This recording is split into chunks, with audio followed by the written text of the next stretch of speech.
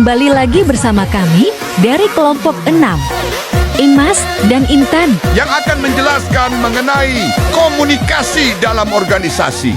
Assalamualaikum warahmatullahi wabarakatuh. Kami di sini dari kelompok 6 akan mempresentasikan komunikasi dalam organisasi. Sebut bahasanya ada dua. Yang pertama jenis komunikasi dan yang kedua ada hambatan atau gangguan dalam komunikasi. Yang pertama itu jenis komunikasi akan dijelaskan oleh Intan.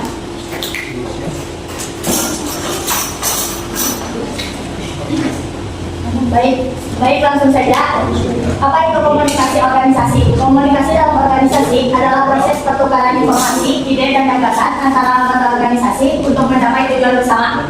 Jadi, komunikasi dalam organisasi di sini merupakan sebuah forum untuk menyampaikan suatu ide, pendapat, atau saran dari anggota organisasi tersebut. Adapun tujuan dari komunikasi dalam organisasi itu untuk mencapai pemahaman bersama dan tujuan bersama dalam suatu organisasi. Ada jenis-jenis komunikasi. Ada 5. Yang pertama komunikasi vertikal. Komunikasi vertikal yaitu aliran informasi yang level hierarkinya berbeda. Komunikasi vertikal ini terdapat 2 kategori, yaitu komunikasi vertikal dari atas ke bawah dan ada vertikal. Dan ada komunikasi vertikal dari bawah ke atas. Komunikasi vertikal dari bawah ke atas. Contohnya seperti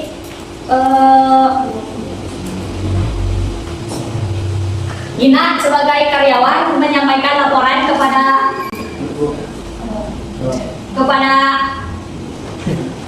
manajernya.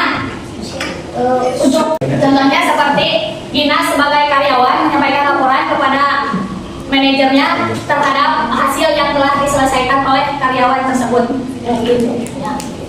Terus yang selanjutnya komunikasi horizontal. Komunikasi horizontal ini merupakan pertukaran informasi yang sama levelnya. Contohnya seperti berdiskusi antara anggota organisasi. Terus yang selanjutnya komunikasi diagonal. Komunikasi diagonal di sini merupakan suatu penyampaian informasi dari level yang sama, tetapi melebihi batas levelnya, level yang berbeda. Contohnya seperti Arapa sebagai manajer pemasaran. Arapa ini menyampaikan sebuah informasi atau laporan kepada perusahaan atau departemen lain. Yang keempat yaitu komunikasi formal. Komunikasi formal di sini merupakan sebuah informasi yang sudah ditetapkan oleh sebuah organisasi atau perusahaan. Contohnya seperti surat lamaran kerja dan surat pengunduran diri. Terus yang terakhir yaitu komunikasi informal. Komunikasi informal merupakan sebuah komunikasi yang tidak begitu resmi, yang sering digunakan dalam kehidupan sehari-hari. Komunikasi informal ini sering digunakan untuk menyampaikan informasi yang tidak akurat. Contohnya seperti gosip, banyak berita yang hoax, ya gitu. Kalau di Sunda mah cenah. Mungkin sekian penjelasan dari saya. Dilanjut lagi Mas. Baik, yang selanjutnya ada hambatan komunikasi. Nah, hambatan komunikasi itu sendiri adalah segala sesuatu yang menghalangi atau mengganggu tercapainya komunikasi yang efektif. Nah, ada beberapa hambatan dalam komunikasi. Yang pertama itu ada gangguan teknis. Nah, di sini saya mengambil contoh gangguan sinyal di gambar sinyal. Nah, misalnya yaitu Ibu Silvi sebagai manajer dan Ibu Silvi sebagai manajer. Terusan di perusahaannya itu ada problem. Nah, sehingga Ibu Silvi akan menghubungi stafnya melewati online, yaitu telepon ya, telepon di WhatsApp. Nah, terus setelah menelpon kan sudah nyambung. Nah, tetapi si Elvira akan akan ngomong ke staffnya. Tapi pas mau ngomong ke intinya, suaranya itu nggak jelas, terus terpetak-petak keluar. Itu mungkin di gangguan sinyal. Nah yang kedua itu di gangguan semantik. Gangguan semantik ini, misalnya ada karyawan dari latar belakang yang berbeda. Nah misalnya